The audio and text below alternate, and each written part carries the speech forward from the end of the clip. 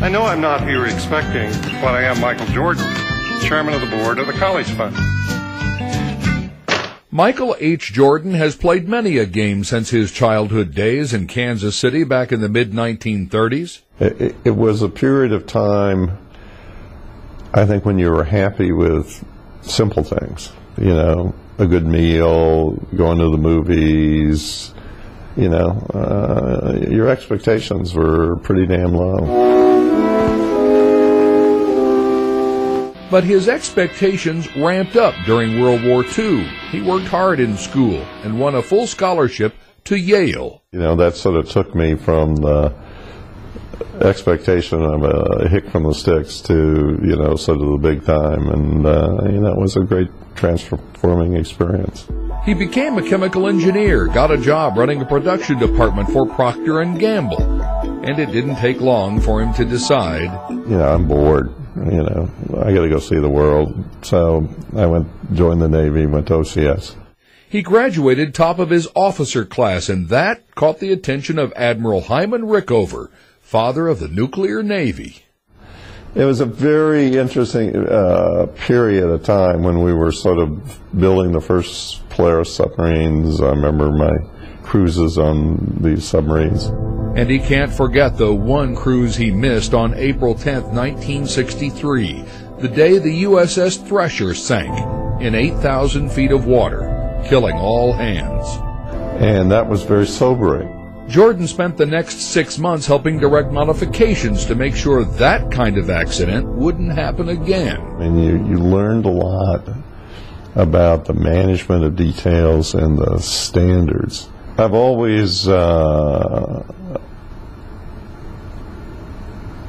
been a dissatisfied person.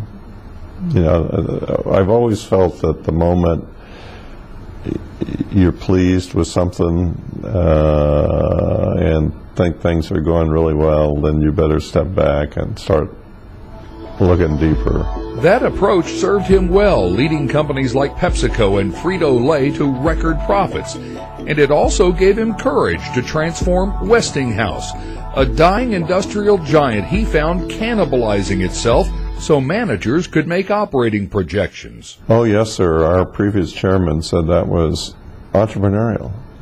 He says, no, it's corrupt. Let me spell that for you. C-O-R-R-U-P-T. Jordan sold off all the company's struggling manufacturing pieces. Then he bought CBS Television and scrapped the Westinghouse name. Well, you know, while you regret, you know, sort of shooting a famous old name, you know, at least we're taking care of the retirees. Then out of his own retirement in 2003, Jordan answered another call for help from Plano-based EDS. EDS was the worst managed company I'd ever seen. Wasn't the company Perot built? Wasn't the company Perot built. It had adopted, in my mind, most of the negatives of the GM culture at the time. Mike's probably the smartest guy I've ever worked for, okay, in my life. Ron Rittenmeyer is the new CEO at EDS and worked for Jordan at PepsiCo and Frito-Lay. Mike has incredible integrity, and he expects the people who work for him to have incredible integrity.